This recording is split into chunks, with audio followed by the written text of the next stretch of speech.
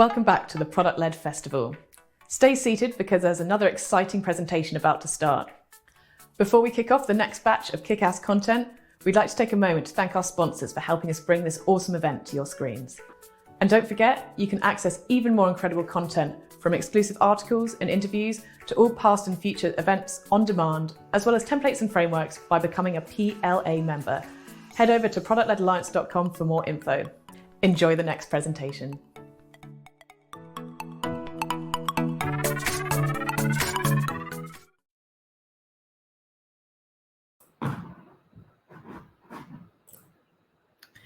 Hello, everyone, and thank you for joining us once again. It gives me great pleasure to introduce our next speaker. We have Marilyn McDonald, who is SVP of B2B Experiences at MasterCard, who's going to talk to us about tactical notions on career progression. So without further ado, welcome, Marilyn, and take it away. Thank you, Heather. Super excited to be here today. Very excited to virtually meet everybody.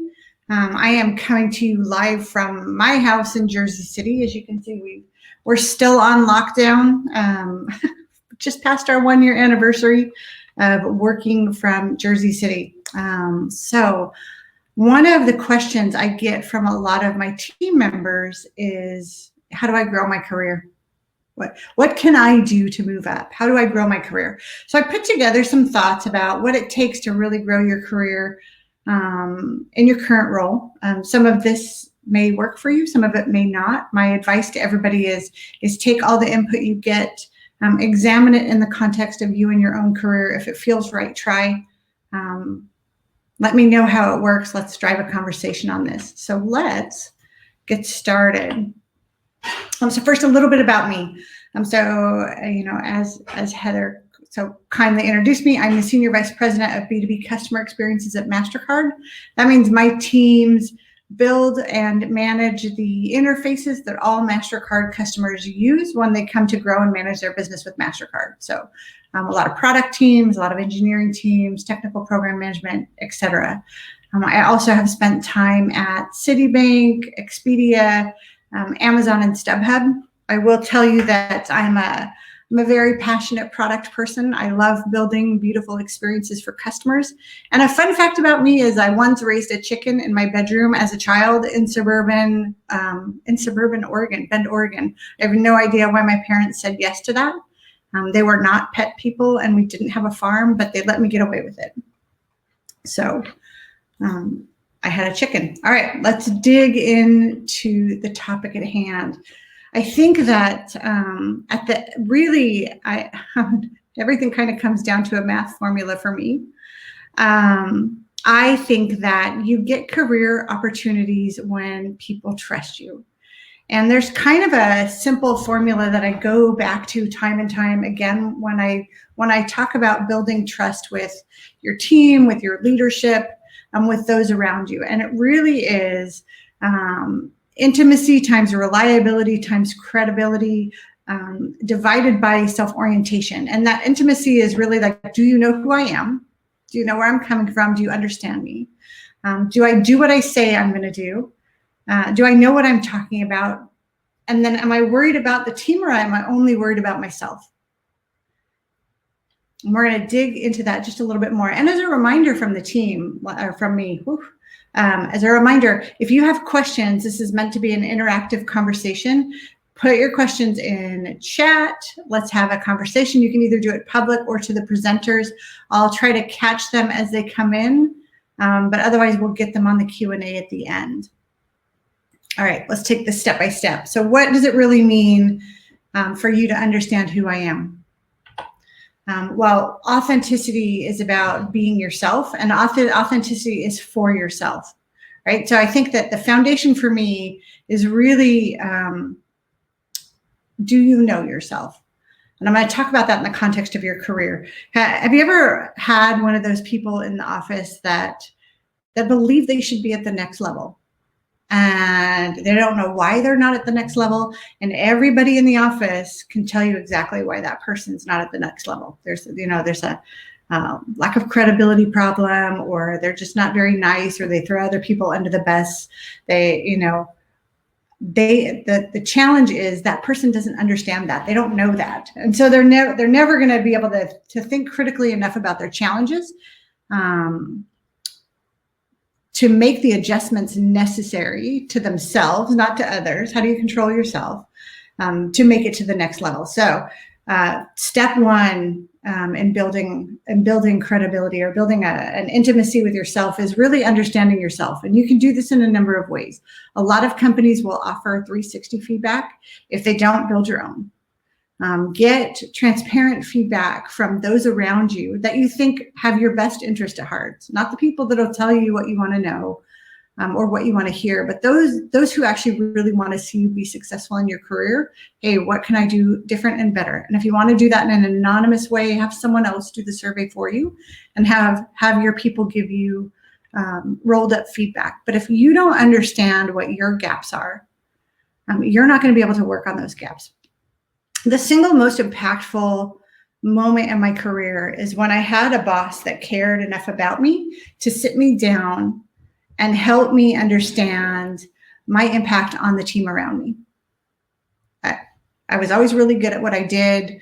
I always delivered. I was kind of a steamroller, but I never brought my team along with me. And I didn't think that was a problem because I was getting all of my stuff done. And until that person, who's since become a really strong advocate and really, helped drive my career, sat me down and said, listen, you're never going to make the next level if you don't bring the rest of the team along with you. If you can't bring the team along with you, I know it slows you down. I know you're frustrated, but if you can't do it, you'll never grow. And I actually went home after that review and cried. I didn't want to hear that. I'd had years of people telling me I was awesome. But being able to take a step back and really look at myself through the eyes of others and learn a little humility, and being able and open to take feedback and coaching, even if it hurts, doesn't mean it doesn't hurt. But that moment to stop and say, it doesn't feel right to me, but I see it from the other person's perspective, and that's a real perception. Until you can get there, you're not going to get to authenticity. So it's in orange. It's the first step because I think it's the most important thing. But find a way to get that honest feedback and perspective from others. The second point about being authentic and figuring out how to bring your whole self to work is consider what you're sharing as it's relevant to the task. I probably wouldn't tell you very, very personal stories in a setting like this about personal tragedy because it's not really relevant to the task. But I can tell you that maybe I had a chicken or that my boss once made me cry because he gave me feedback, because those things help me communicate my story to you. So make sure that what you're communicating, what you're sharing about yourself is relevant to your organization, to your task. I would also say keep it real. There are lots of instances where I have seen people try to make up cool stories about themselves to try to be authentic, to try really hard to be authentic, but in being authentic, they're not being authentic. They're just trying too hard. Make it easy on yourself, make it easy on your others, and keep your authenticity real. Don't try to manufacture. This is not Instagram. We don't have to all be polished. In fact, the more real you are, the more relatable you are, and the better it is. The fourth bullet point here is really understand the organizational and cultural context. So when you're talking about working with other organizations and other cultures, sometimes what's very authentic and real to you can be perceived in a very strange way by another culture. And I'm gonna give you an example. I had a team once that worked in San Francisco, Shanghai, and Spain. And they all worked on the same group of products. And they all hated each other. They all hated each other. And I couldn't figure out why. And I had to actually bring people into a room in Salt Lake City because it was neutral ground. And we had to have a conversation about empathy and problems to really sort of start getting to the root of what was going on.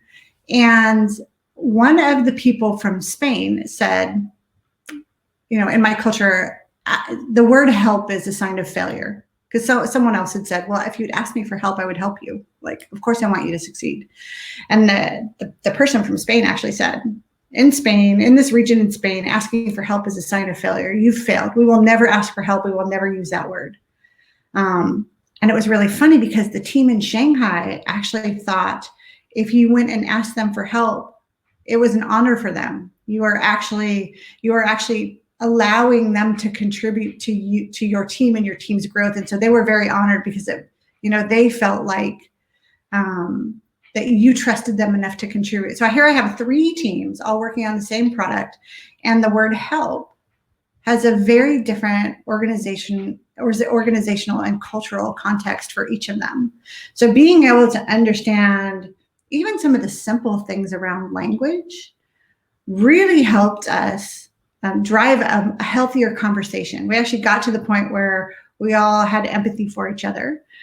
We all understood how someone else could interpret a word, and we were able to start working on our collaboration over time. So I realize I've said authenticity is for yourself, and then I've spent all of this time talking about you going out and understanding your impact on others. But unfortunately, that's kind of it's kind of the message here.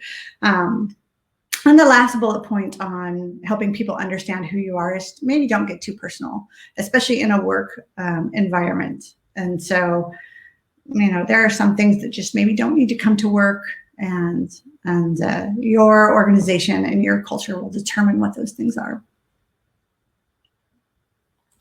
I'm going to keep moving. So now let's talk about authenticity for your team, authenticity for the people around you. So if I want you to know who I am, I'm going to share as much context as I can for my teams in order to help them be prepared. So the very worst thing you can do for someone else is drop something on them cold, because humans, we are hardwired to react to perceived threats. And those threats can be external, like a tiger in the room, or they can be internal, and our body responds the same way. So the more context and information you can give someone to what's happening or why you're making a request or what's going on, the easier it's going to be for them to come along for the ride. And we'll talk about that in just a minute. Second bullet point here, how do you have authenticity for your team? Don't fake listen. Like if you're truly distracted and you don't have time to sit down and listen to someone else and really active listen and participate in the discussion, they're going to know. They're going to know. So just say, I don't have the bandwidth to deal with this right now. I really want to listen, but I have to deal with this other thing first, and I'm not going to be able to give you my full attention until I deal with that thing. So give me 5 minutes or 10 minutes, and then I'm all yours. And then actively listen to that person. The other point here is I would just say surrender your competence. We all work with people that have different strengths, more skills, are smarter, do better, and trying to put forth fake competence or trying to be as competent in everything. It's just not. It's not authentic. It's not going to earn trust, and it's not going to get you to where you want to be from a career perspective. So what if you don't know everything? Humans are adaptable. We can actually learn. And so if you want to learn that thing, go and learn the thing. And if it's not really central to your career progression, learn enough and have people around you that can help inform you.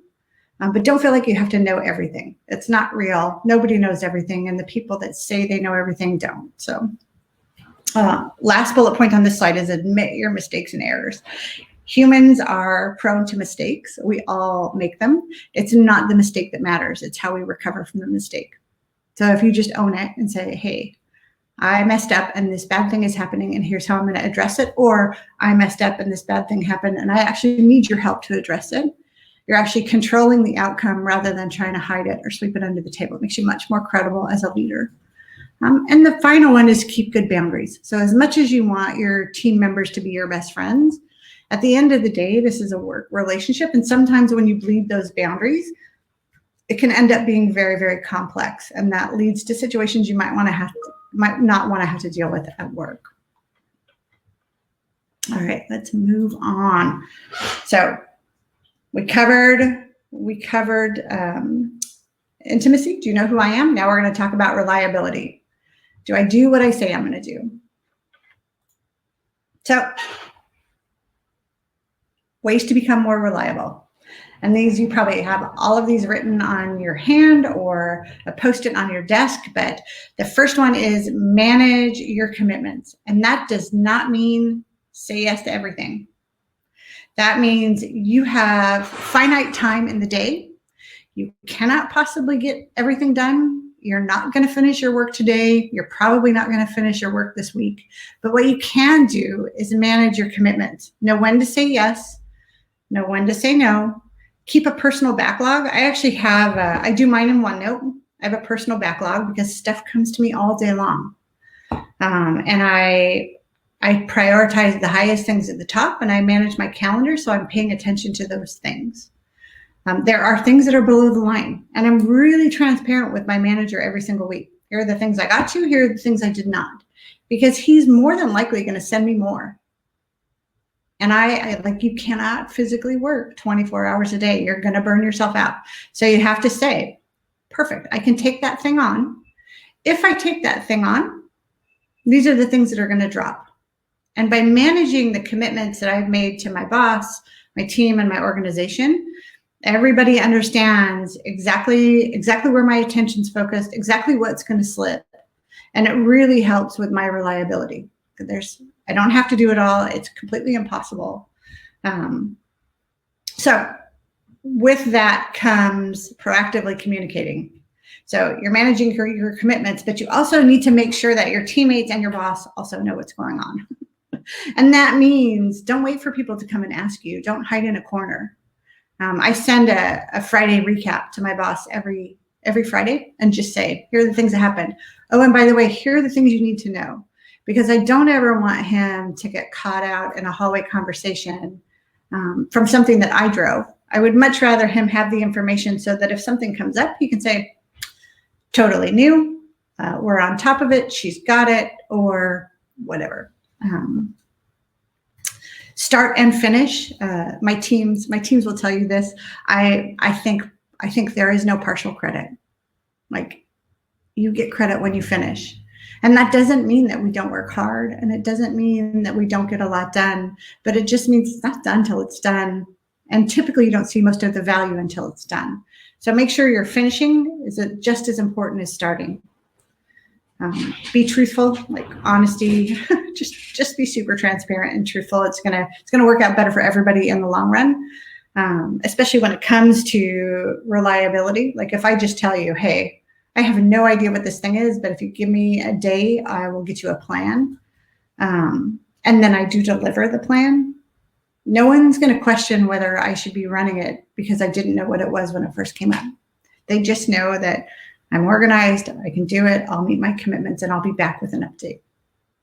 And then finally, like, respect your time and others. My favorite thing in the whole world is having a meeting with an objective and agenda, and we end when the objective's been hit. If it's an hour meeting and we get to our objective in minute 10, give everybody 50 minutes back. Like, we don't need to sit and talk for an hour. I mean, we do in this conversation because I'm going to be here for most of that hour. But if we end early, I'm going to let y'all go. I'm going to stop here and answer one question. I see one that's come in. So I would say, someone asked, would you say remote working has affected your reliability in either a positive or a negative way? I am going to tell you, Raul, it makes reliability, you have to be a little more thoughtful and proactive about it. Because when you're in an office, people can see you there and working all day, right? And someone can swing by and have a conversation with you. So from a reliability perspective, it means proactive communication at a cranked up level, but not that I'm emailing everybody everything all the time, just that I'm very predictable. You know where my status is and when it's going to come out. You know how to get a hold of me. My rhythm of the business meetings happen on schedule. Things don't get thrown off course. So being able to be like clockwork and really thorough. If someone doesn't come to your meeting and they're uninformed, the meeting goes ahead and everybody knows it. So if people want a voice, they need to be there. Otherwise, it'll go, the meeting notes go out, the slides go out, and we keep going. So it's different. I'm really looking forward to getting back in the office. hopefully in the next couple months. And then maybe as people come back together, that will change. But I do think the last year has probably put a permanent mark on how we all work together. It's sort of shown everybody in a really transformative way that remote working is not just possible, but we can actually be very effective. It just means changing how we all work in order to ensure that we're still progressing. Does that make sense? If not, just ask me another question. All right, let's talk about credibility, which is the third part of this formula. So how the heck are you going to be credible? Well, the first is know your stuff. And when you don't, be honest. Because there's always that person in your office that tries to bury others in words. And we all know it's not true. Like, it's just a bunch of, I call it an uninformative word salad. The people that know things to the to the deepest level can usually communicate it in a very simple and understandable way. I find that the people that have the most knowledge about something can understand it to my mom in a way that still makes sense and shows depth and complexity. The people that don't really know will try to overcomplicate. So know your stuff, know it cold, and be honest when you don't. I'll also tell you that numbers, like if you can throw percentages or impacts or numbers in there, also helps with credibility. Just make sure they're accurate and that you have the data to back them up. The second is work to be relevant. Like, the workplace and everything we touch these days moves at such a rapid pace. You can't stay at the same job for 15 years and expect your skills to be relevant if you haven't made an effort to upskill. It's just not how the world works anymore. Things change too fast. People move jobs all the time. Technology's out of date in 18 months.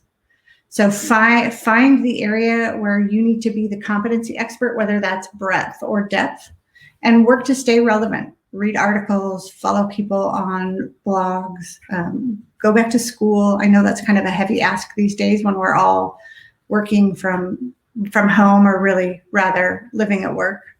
But it doesn't mean like go back to college and get your PhD. It could just be like go take a course on something. Or go to an author speaking about a book that just came out about a subject that's really relevant. Join a book club, start a book club that talks about the things that you want to learn in your career. Just work to continually evolve your education. And then don't show it off. You don't need to be one of those people that barfs out an uninformative word salad. Humility is important. Being able to communicate complexity simply is the skill. Let's talk about being accountable. Being accountable for the decisions and actions for you and your team. Listen, again, I'm going to go back to that all humans are fallible thing. There are lots of times that I'll make a decision and it turns out to be wrong. The trick is, how do we figure out that we're wrong fast enough? And how do we just own it? This is not about being right 100% of the time, even though I've worked at companies where being right a lot is really important. Be right, learn fast. The only way that we're going to succeed, like every company has really, really smart people that do a lot of stuff. And the only way that your company is going to be better is to learn faster than everybody else. So make a decision, own your decision, figure out if you're wrong as fast as you can, and own it. Own it for your team. And then the last one is just be principled, right? Don't compare yourself with others. That's only going to lead you to madness. Try to just be better than you were yesterday. You're the only person to compete with. Don't make this a competition against your peers, or we're going to end up tearing each other down instead of being able to lift each other up. And there's a couple of really good questions in the chat, so I'm going to pause for just a minute. Up here, in terms of credibility, how do you respond to imposter syndrome, where you are never sure you're knowledgeable because there's always just so much to learn and be on top of these days? All right. Imposter syndrome is such a massive topic, and I am going to tell you, everybody has it. Everybody has imposter syndrome. It's funny. I emailed a lady the other day who manages thousands of people. She has her PhD. She's very, very smart. And I just said, hey, that was a great meeting. I really enjoyed I really enjoyed the topic. And she emailed me back and she said, you have no idea how much this meant to me. I've had a terrible day. I've just come out of some really awful meetings. I wasn't sure this was going to come across well. I'm not really 100% sure about the subject, and your email really made me feel great. So let's imagine for a moment that everybody has imposter syndrome, right? We've all got it. The way I try to manage mine is I try to listen to that voice and give it the voice of someone I love, like my mom or one of my sisters, because it makes it ring a little false, right? My mom would never say some of the things to me that my head says to me about not being good enough and not knowing enough. I think when you approach these things with humility and say, hey, well, I have an opinion, that allows me to be able to speak up in a scenario where I think I have a valuable point of view to offer, but I'm a little unsure. I do have an opinion, and I'm happy to share that and discuss that. And it makes it a little easier for me to enter one of those rooms where, maybe I don't know if I'm the smartest one, or I'm the only female, or I'm new and I don't know the subject matter. I will tell you, listen to that voice and the voice of someone you love. If it doesn't sound like something they would say, it's not true. And those voices aren't helpful. And so finding a way to minimize that noise and lift each other up. I'm going to tell you another story. When I was at Amazon, I was actually one of a very few women on a whole floor of a building. And there were 3, maybe 4 women on the whole floor. And it was really hard for each of us to sort of speak up in a room, because you're in a room full of very talented, very smart people, and it's a competitive environment, right? And we had started a program called The Circles, and we had our little circle, and we had gone rogue and decided to take our circle and go to the bar with it. And we were talking about how hard it is to speak up in situations like that, how hard it is to interject when someone's on a roll and you really just want to ask a question and you're not really sure. And so we decided to stick up for each other. So in those meetings, I would say, actually, I'd like to hear what Leah has to say, or I'd like to hear what Jessie has to say, or I think Jessie made that point earlier, or I think Katie has something to say here. And it was easier for me to give them space than it was to sort of claw in and make space for myself. And because in that moment we made a pact to stick up for each other, it actually made it much more helpful for the rest of us. So if you have a set of allies at work, or if you can identify a set of peers and you can make a commitment to, hey, help each other be heard in meetings or help each other be heard in an organization, it's really helpful. And again, like, there is enough space. There's enough space. We should be lifting each other up and supporting each other and not pulling each other down. It really is helpful. All right, one more question before we move on. As someone looking to progress and doesn't have a manager who is keen to support their journey, what advice do you have on seeking out a mentor or internal champion? Matt, all right, this is a tough one. I'm going to tell you the 2 most important people in your career are your boss and your boss's boss. End of story. You can have other mentors and sponsors all over the organization, but if your boss and your boss's boss don't support your journey, I think it's probably time for a sit down to understand why. And if you just clearly have different outlooks on which direction your career is going to go. Because if you don't have the support of those 2, it's going to be really, really difficult. We should talk offline after this conference. And I don't know if I'll have any helpful suggestions, but I also don't want you to feel like I just told you you're in a cul-de-sac. Speaking of cul-de-sacs, there's a book called The Dip by Seth Godin. I used to give it to every single one of my employees that came in from somewhere else. It's actually a really simple, easy book. And it talks about when you stick yourself in a new situation, and that process of you come in as a rock star because you were a rock star at your last job. You're going to go through this learning period that's going to make you feel like you're failing. It's going to make you feel like you're not doing a great job. You're going to feel like you shouldn't be there. And there's a decision point in that dip process where it's either like, well, this is a cul-de-sac, I've made the wrong decision, or you really need to grind it out because these are the things you need to go through in order to get up to the next level. I'll post it in the chat, the name of the book. But I also think that depending on how long you've been with this company, this may be a dip moment rather than a crisis. But again, we should talk, Matt. And then I have another question that says, do you recommend being open about having imposter syndromes in some settings as part of authenticity and humility with the right people? I saw a great article from the founder of Atlassian admitting he has it from time to time. So I love that. I mean, I do. I admit sometimes I have imposter syndrome. I don't know if it's helpful. I mean, I think this is about being authentic. I am who I am, and I find the older I get and the more people I lead, that if I'm very, very clear about who I am, how we all fit together and how we leverage each other's strengths, it makes my life a lot easier, and I don't have to pretend to be perfect. I can see how that would be frightening because you don't want to admit that maybe you're not the right person. But I think it's okay to admit that you might have imposter syndrome, or just say, hey, I'm kind of nervous about this. Do you mind if I come back to you from time to time? I've never done something like this before. This is a growth moment for me. And you know that old saying, like, growth and comfort cannot coexist? Well, if you're uncomfortable, you're growing. So if you're uncomfortable, it's okay to say, I'm having a growth moment. Do you mind if I check back with you on this? You don't have to name it imposter syndrome if you don't want to, but you can. All right, on we go. So let's talk about self-orientation. This is the last part of this, this equation.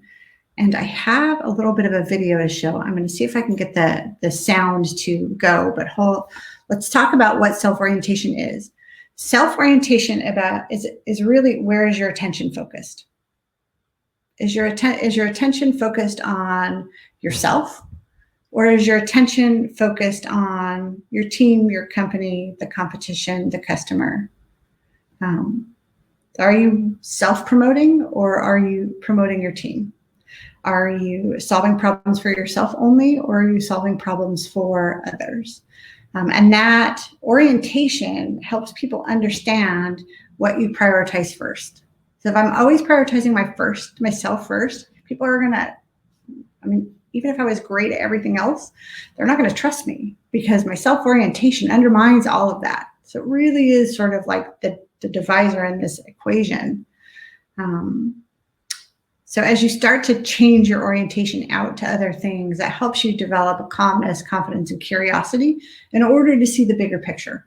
It's not just about me and where I sit and my job and my deliverables. It's about the customer or the company or the larger picture. All right, hold on. Let's see if I can get this video to play with the sound. I'm going to need y'all to chime up on chat if you cannot hear it.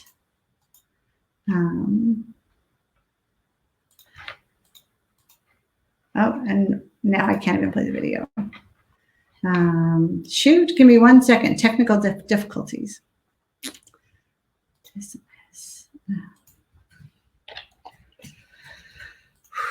And this is being recorded, of course. There we go. We can edit this part out, Marilyn, so it looks super slick. No worries. Yeah, don't let people know that that we actually had to. All right. Tell me if you can hear sound, please. Animation by Graham Franks, www.grahamfranks.com. One question that conscious leaders ask themselves over and over is, where am I? To support leaders in locating themselves as they ask the question, where am I? We offer this tool, a line, a simple black line. Shoot. At any moment, all leaders and all people are either above the line or below the line. Oh my goodness. Our location describes how we're being with what is occurring in our life right now. If we are above the line, we are open, curious, and committed to learning. If we are below the line, we are closed, defensive, and committed to being right. Stop right now and simply ask yourself, where am I? In this now moment, am I above the line or below the line? Typically, when people are below the line, they believe certain things about the world. For example, they believe there is not enough. It could be that there's not enough money, or time, or space, or energy, or love. People below the line also believe that their story about the situation is right. People below the line also believe that there is a threat out there. Something or someone is threatening their desire for approval, control, or security. And people below the line see the situation as serious. The deeper below the line they are, the more serious things look. People below the line tend to behave certain ways as well. They tend to cling to an opinion, find fault and blame, gossip, explain, rationalize and justify, get overwhelmed, and avoid conflict or pursue conflict for the sake of winning. When people are above the line, they believe that learning and growing are more important than being right. They believe that all people and circumstances are their allies, here for their growth. They believe that from a distance, almost everything is funny. People above the line live in curiosity, listen deeply, speak unarguably, question all their beliefs, and live a life of play. Now, knowing what you know about being above or below the line, where are you? One thing to know as you consider this question: we are hardwired to go below the line. Literally, our brain is programmed to perceive threat, and when it does, a chemical cocktail courses through our veins, and we go below the line. This reaction was designed to help us survive in the presence of a real threat to our physical survival. An issue for modern-day leaders is that often our brains can't tell the difference between a threat to our physical survival and a threat to our ego or identity. We react and get defensive when we experience a threat to our ego. So in many ways, being below the line is natural and normal. But when we are below the line, we're not in a state, literally brain state, of high creativity, collaboration, innovation, and relational connection. We're simply trying to survive. Leaders today can't thrive if they're in survival mode. So the first activity of conscious leadership is location, location, location. In this now moment, where am I? Telling ourselves and others the truth about our current location begins the great conversation. I love this video because it gives you a couple things. It gives you a little bit of understanding into, right, what is the brain state that you're going through when you're below the line. And honestly, to be super clear, like when you're below the line, when you've been triggered, when your amygdala senses that you've been put under attack, you're unable to sort of see the bigger picture. You're going to be very focused on fight or flight. And so being able to develop that calmness, confidence, and curiosity to realize there's no physical threat. And even if this means that part of your team gets taken away or some of those responsibilities get removed, that there's a bigger picture that you're not seeing that's important to the company, allows you to start to have the conversations that allow you to be at the table when those larger conversations are happening, right? You're able to take a step back and say, okay, let's have a look at this from a different perspective. That doesn't mean that I'm going to lose, because it's not about winning. It's about, doing the right thing for all. So we really need to start to develop the ability to see from different heights. So if it's about your feature, it's 500 foot, right? If it's about your product, it's 5,000. If it's about your customer journey end to end, it might be 50,000. But trying to create those conscious moments where you can start to see the orientation of other leaders in the organization. So 500 might just be tactical delivery, monthly progress, teams and personal objectives. Can you pull back and see alignment across department? Like, where are the holes? Your team is doing thing A and I'm doing thing B, but you know what? At the end, we're not going to fit together. And so should we have a conversation? Should be able to have an open, honest conversation about the fact that we may lack a little bit of alignment and we may need to come together in order to get to the right outcome. Is it really using SWOT to set priorities from a product perspective? And how do we start to talk about how all of this goes into 3 to 5 year objectives and how do we win? Is it really important to build a second ordering system Or is it really important that we use our precious and constrained resources to build the right thing once? And that may mean that team A and team B have to come together and be one team. And so that's I know that's a big ask to sort of say, hey, if you haven't been able to see things at different levels, like you need to. But I think just showing you that you have the ability to flip between these levels, and you can start to practice that without that fear reaction that drops you down into protectiveness, defensiveness, and you're able to approach those things with curiosity is another super big unlock for people's careers. So if I'm gonna wrap this up with just to see the bigger, like, what are my final thoughts here? So seek to see the bigger picture. How do you take the step back and understand how you, your team, your organization fits into the larger picture? Hold on tightly. This was actually a quote by Aman Bhutani, who is one of the leaders at Expedia. When I was there, we had an offsite, and he was talking about like business agility across the organization. And he said, you need to hold on tightly, but let go lightly. It's a famous quote by someone, and I could pretend to know who it was, but I'm not going to, because I'm going to try to be authentic. And really what he meant by that is, when you own something, own it wholly. Like, be passionate about it, have an opinion, like this is your thing, lean in. But when it's time for that thing to go, let it go with blessings, let it go with grace, let it go with joy, and wish it well on its journey, because holding on tightly and not being able to let go doesn't allow you to move on and take on other things either. The other thing I will say is, raise your hand. Like, typically we go into our boss with just an orientation of, I have a problem, I need you to solve it for me. But actually, if you're thinking about things from different levels, they probably also have pretty big and important problems. So I typically like to ask, what are your biggest challenges right now? How can I help? Because they've got a ton of stuff weighing them down. They don't understand some of the things they need to move forward, and they probably could use a little extra help if you raised your hand and took initiative. And then the other big unlock for me was the people that sit at my peer level. They're actually my team. It's not a competition against my peers. Like, being able to look at the people to the right and left of me at the table and say, if we all don't work together, this company doesn't work together. It's not a competition. Bring your horizon up. Understand that you're not really fighting each other. You're fighting a larger war. Helps you make the right decisions for the company. There's another book. There's another book that I'll reference here for just a minute. It's called Tribal Leadership, and I don't remember the author. But it's a fantastic book that talks about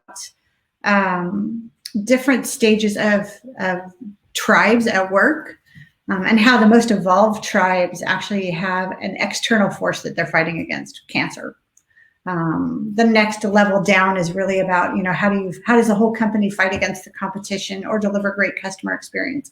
But as you get lower in the tribal maturity, there is fighting against each other. And those are really sort of frustrating, toxic places to work. They're no fun to work. It means you're constantly in battle with the people that you sit next to. And I would just say, like, it's not a great culture to involve yourself in. So really, you want to be able to work in a place where your team is the people around you, and the person or thing you're battling against is external to the team, so that you're seeking to make life a better place and not battling the human sitting next to you. So with all of that, I have unpacked how I think about career progression. I know that was a whole session about how to think about yourself and career progression, but I really do believe that the self is the start. It's the start and the end. And if you go back to that trust equation, it really is about, do people know who I am? Do I say what I'm going to do? Am I believable? And, all of that is divisible by self-orientation. Am I putting the team or the organization first, or am I really only thinking selfishly about myself? And with that, I think we'll head over to Q&A. I'm going to stop sharing my screen.